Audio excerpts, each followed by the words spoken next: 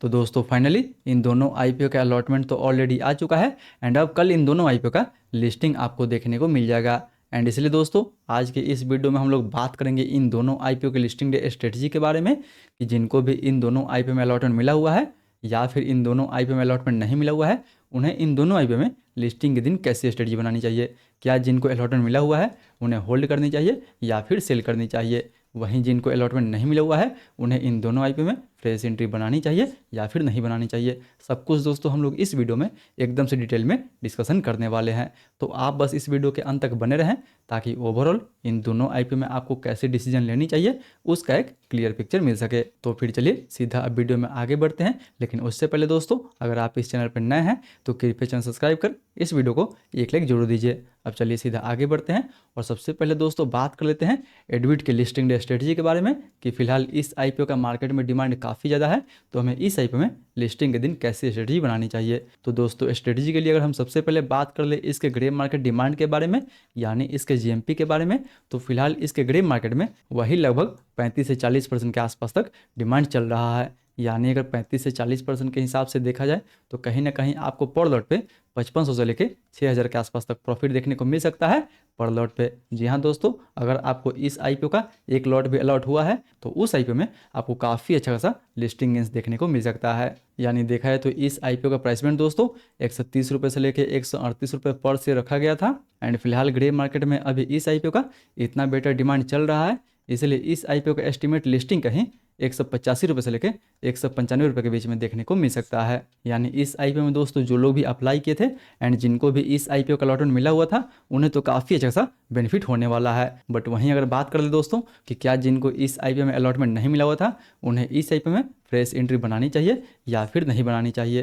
तो दोस्तों वैसे तो देखा जाए तो ये आईपीओ काफ़ी छोटा था। यानी जो इस आईपीओ टोटल साइज था वो लगभग 165 करोड़ के आसपास था। बट नहीं दोस्तों, केवल इसका इशू साइज छोटा है, बल्कि अगर इस कंपनी का टोटल मार्केट कैप देखते हैं तो वो भी आपको 632 करोड़ के आसपास देखने को मिल जाएगा। यानी ये जो कंपनी दोस्तों वो माइक्रो कैप सेगमेंट से बिलोंग करती है। एंड इसीलिए फिलहाल दोस्तों इसके इशू साइज को देखते हुए एंड मार्केट कैप को देखते हुए हम लोग बोल सकते हैं कि ये जो आईपीओ रहेगा दोस्तों वो बी सीरीज का हिस्सा रहने वाला है। हालांकि अभी तो कंफर्म नहीं है, बट 99% जो चांस है दोस्तों वो यही चांस है कि ये बी सीरीज का हिस्सा रहने वाला है। यानी इस आईपीओ में आप सेम डे बाई सेल नहीं कर सकते हैं, यानी इस आईपीओ में दोस्तों आप इंट्राडे नहीं कर सकते हैं। एंड इसलिए दोस्तों अगर आप इस आईपीओ में इंट्राडे नहीं कर सकते हैं, सेम डे बाई सेल नहीं कर सकते हैं, तो इस आईपीओ में फ्रेश एंट्री लेना दोस्तों काफ़ी रिस्की हो सकता है। क्योंकि सपोज कीजिए कि ये जो स्टॉक्स होगा वो T2 सेगमेंट में रहने वाला है, इसलिए अगर आप इस आईपीओ में फ्रेश एंट्री बनाते हैं तो आप उस आईपीओ में जिस दिन से एंट्री लेते हैं उसके 2 दिन बाद ही आप इस आईपीओ को सेल कर पाएंगे।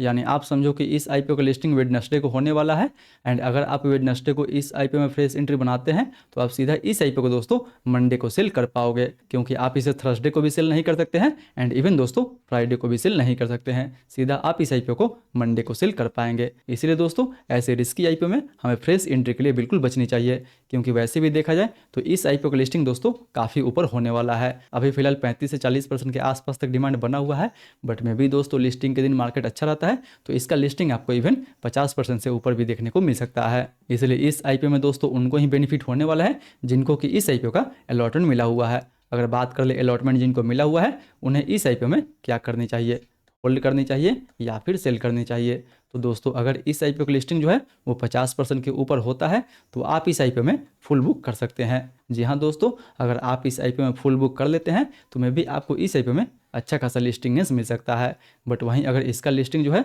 वो 40% या फिर 40% से नीचे होता है तो मैं भी आपको यहाँ पे हाफ बुक करनी चाहिए एंड हाफ दोस्तों सेल करनी चाहिए, क्योंकि अभी रिसेंटली ज्वेलरी मार्केट में काफ़ी अच्छा खासा डिमांड देखने को मिला हुआ था, इसलिए अभी इस आईपीओ को इतना बेटर सब्सक्रिप्शन देखने को मिला हुआ था। यानी अगर इस आईपीओ का सब्सक्रिप्शन देखें तो QIB कोटा लगभग 175 गुना के आसपास तक, HNI 536 गुना के आसपास तक, जबकि दोस्तों अगर बात करें रिटेल कोटा के बारे में तो रिटेल कोटा इस आईपीओ का लगभग 95 गुना के आसपास तक भरा हुआ था। यानी टोटल इस आईपीओ को दोस्तों वही 212 गुना के आसपास तक ओवरऑल सब्सक्रिप्शन मिला हुआ था। यानी सब्सक्रिप्शन भी दोस्तों इस आईपीओ को काफ़ी बेटर मिला हुआ था। इसलिए मे भी अगर इसका लिस्टिंग दोस्तों 40% या फिर 40% से नीचे होता है तो वहाँ पे आपको हाफ बुक करनी चाहिए एंड हाफ को दोस्तों जस्ट ट्रेल करनी चाहिए, क्योंकि मे भी अगर आगे भी अच्छा चलता है तो आपको इस आईपीओ में और अच्छा प्रॉफिट हो सकता है। बट दोस्तों जो लोग सेफ जाना चाहते हैं, काफ़ी ज़्यादा रिस्क लेना नहीं चाहते हैं, तो इवन 35% या फिर 40% के आसपास भी लिस्ट होता है तो वहाँ पे उन्हें अपना बिल्कुल प्रॉफिट बुक कर देनी चाहिए।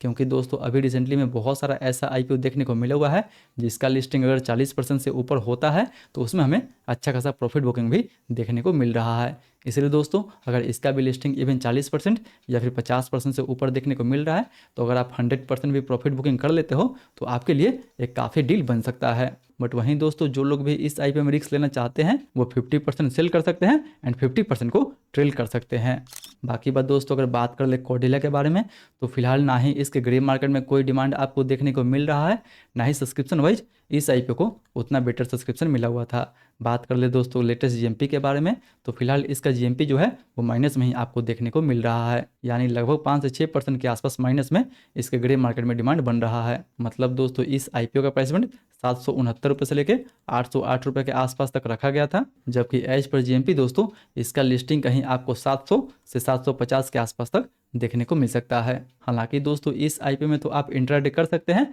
यानी इस आईपीओ में आप सेम डे बाई सेल कर सकते हैं, बट इस आईपीओ में भी दोस्तों एंट्री लेना काफ़ी रिस्की हो सकता है, क्योंकि ऑलरेडी ये आईपीओ 5 से 10% के आसपास माइनस में खुल सकता है एंड अगर उस दिन मार्केट सही नहीं रहता है तो मे भी इसमें और ज़्यादा हमें गिरावट देखने को मिल सकता है। एंड वैसे भी देखा जाए दोस्तों तो इस आईपीओ का वैल्यूएशन भी ज़्यादा रखा गया था एंड कंपनी का दोस्तों पूरा बिजनेस एक ही शिप पे डिपेंड करता है, यानी इस आईपीओ में दोस्तों आगे आपको रिस्क भी बहुत ज़्यादा देखने को मिल जाएगा। एंड वैसे भी ये कंपनी दोस्तों luxury segment and even capital intensive segment से बिलोंग करती है, जिसमें हमेशा बहुत ज़्यादा कैपिटल की रिक्वायरमेंट होती रहती है। बट देखा है दोस्तों तो मार्केट की ये कंपनी पहली कंपनी है, इसलिए मैं भी दोस्तों इसको फर्स्ट मूवर का भी एडवांटेज मिल सकता है। मतलब दोस्तों ये कंपनी अपने सेगमेंट की पहली कंपनी होगी जो शेयर मार्केट में लिस्ट होगी, इसलिए इस पर आपको बिल्कुल नज़र बना के रखनी चाहिए। मे भी लिस्टिंग के बाद ये 10-20% गिर सकता है और नीचे, बट वहाँ जब दोस्तों नीचे एक बेस बना के अच्छा खासा ये चलने की कोशिश करे तो उस समय आप चाहें तो इस आईपीओ में फ्रेश एंट्री बना सकते हैं। बट अभी अगर लिस्टिंग के दिन ही अगर आप फ्रेश एंट्री बनाते हैं तो जी हाँ दोस्तों बिल्कुल इस आईपीओ में रिस्क हो सकता है, क्योंकि वैसे देखा है दोस्तों तो फिलहाल कंपनी तो काफ़ी बेटर है, बट ये कंपनी अपना वैल्यूएशन जो है वो ज़्यादा मांग रही है, तो मे भी वैल्यूएशन एडजस्ट करने के लिए आगे अगर इसमें थोड़ा बहुत भी हमें गिरावट देखने को मिलता है तो मे भी ये आईपीओ फ्रेश एंट्री के लिए बेटर हो सकता है। क्योंकि वैसे भी अभी इंडिया का जो टूरिज्म सेक्टर है वो दोस्तों काफ़ी डिमांड में है, हर साल लगभग 12% CAGR से टूरिज्म सेक्टर अपना ग्रो कर रहा है, इसलिए जिनको भी इस आईपीओ में फ्रेश एंट्री लेना है उन्हें दोस्तों जल्दीबाजी नहीं करनी चाहिए। एक बार इस आईपीओ को लिस्ट हो जाने दीजिए, लिस्ट हो जाने के बाद अगर इस आईपीओ में ठीक ठाक हमें गिरावट देखने को मिलता है, करेक्शन देखने को मिलता है एंड नीचे काफ़ी अच्छा सा बेस बनाता है तो वहाँ पे आप इस आईपीओ में फ्रेश एंट्री प्लान कर सकते हैं। बट वहीं दोस्तों अगर बात कर ले कि जिनके पास इस आईपीओ का अलॉटमेंट है उन्हें इस आईपीओ में क्या करनी चाहिए, तो दोस्तों वैसे देखा जाए तो अगर इसका लिस्टिंग अगर 5 से 10% के आसपास होता है तो मे भी अगर 10% का आप रिस्क ले सकते हैं, तो बिल्कुल आपको इस आईपीओ से एग्जिट ले लेनी चाहिए। क्योंकि दोस्तों एक बार अगर ये अपने आईपीओ प्राइस को होल्ड नहीं करेगा, उसके नीचे क्लोजिंग देगा या फिर उसके नीचे गिरते जाएगा तो मे भी इसमें हमें अच्छा खासा गिरावट देखने को मिल सकता है, क्योंकि ऑलरेडी कंपनी का वैल्यूएशन काफ़ी हाई रखा गया है। बट अगर दोस्तों लिस्टिंग के दिन ये कंपनी अपने आईपीओ प्राइस को होल्ड करती है, जिस प्राइस पे ये लिस्ट होती है उसको होल्ड करती है, तो मे भी आप इस आईपीओ को 2-4 दिन के लिए भी होल्ड कर सकते हैं। इसलिए याद रखें कि ये जरूर देख ले कि ये आईपीओ जहाँ लिस्ट होता है उस प्राइस को होल्ड कर पाता है या फिर नहीं कर पाता है। अगर होल्ड कर लिया तो सब कुछ ठीक है, अगर होल्ड दोस्तों नहीं कर रहा है तो मे भी इस आईपीओ में और ज़्यादा हमें गिरावट देखने को मिल सकता है। बाकी बात फ्रेश एंट्री के लिए हमें दोस्तों कोडिला क्रूज में भी अवॉइड करनी चाहिए एंड एडविट में भी अवॉइड करनी चाहिए। बट याद रखें दोस्तों कि हमें कोई भी डिसीजन जल्दीबाजी में नहीं लेनी है। सबसे पहले प्री आईपीओ सेशन में हमें इसके प्राइस एंड इसके वॉल्यूम को अच्छे से एनालिसिस करना है, उसके बाद ही हमें इन दोनों आईपीओ में कोई भी डिसीजन लेना है। एंड हाँ दोस्तों अगर आप भी हमारे साथ मिलके इन दोनों आईपीओ के प्री आईपीओ सेशन में अच्छे से एनालिसिस करना चाहते हैं तो उसके लिए आप हमारे टेलीग्राम ग्रुप से जुड़ सकते हैं, जिसका लिंक भी आपको नीचे डिस्क्रिप्शन बॉक्स में देखने को मिल जाएगा, जहाँ पे हम लोग हर आईपीओ के प्री आईपीओ सेशन में उसके प्राइस एंड उसके वॉल्यूम को अच्छे से एनालिसिस करते हैं एंड ये देखने की कोशिश करते हैं कि लिस्टिंग के बाद उस आईपीओ में अच्छा खासा डिमांड हमें देखने को मिल सकता है या फिर ऊपर के लेवल से हमें सप्लाई देखने को मिल सकता है। तो मेक श्योर दोस्तों आप अभी तक टेलीग्राम ग्रुप से नहीं जुड़े हैं तो नीचे डिस्क्रिप्शन में लिंक दिया हुआ है, वहाँ से आप टेलीग्राम ग्रुप से जुड़ सकते हैं। बाकी बात दोस्तों ये तो था मेरा पूरा पर्सनल व्यू इन दोनों आईपीओ की लिस्टिंग डे स्ट्रेटजी के बारे में। आप जो भी डिसीजन ले अपना रिस्क एंड अपना रिस्क लगाने के बाद ही ले। आई होप दोस्तों वीडियो आपको काफ़ी इन्फॉर्मेटिव लगा होगा। अगर वीडियो अच्छा लगे तो वीडियो को लाइक करें, चैनल को सब्सक्राइब करें एंड अपने दोस्तों के साथ भी ज़रूर शेयर करें। बाकी बात दोस्तों, आप हमें ये बताएं कि आप कौन से आईपीओ में अप्लाई किए थे एंड कौन कौन से आईपीओ का आपको अलॉटमेंट मिला हुआ है। फिर मिलते हैं अगले वीडियो में। तब तक दोस्तों, अभी भी आस्था स्पिनटेक्स एंड नेक पैकेजिंग का आईपीओ अभी खुला हुआ है। स्टिल आपने अभी तक उन दोनों आईपीओ का फुल रिव्यू नहीं देखे हैं तो ऊपर वाले इन दोनों वीडियो को टैप करके इन दोनों आईपीओ का फुल रिव्यू आप देख सकते हैं।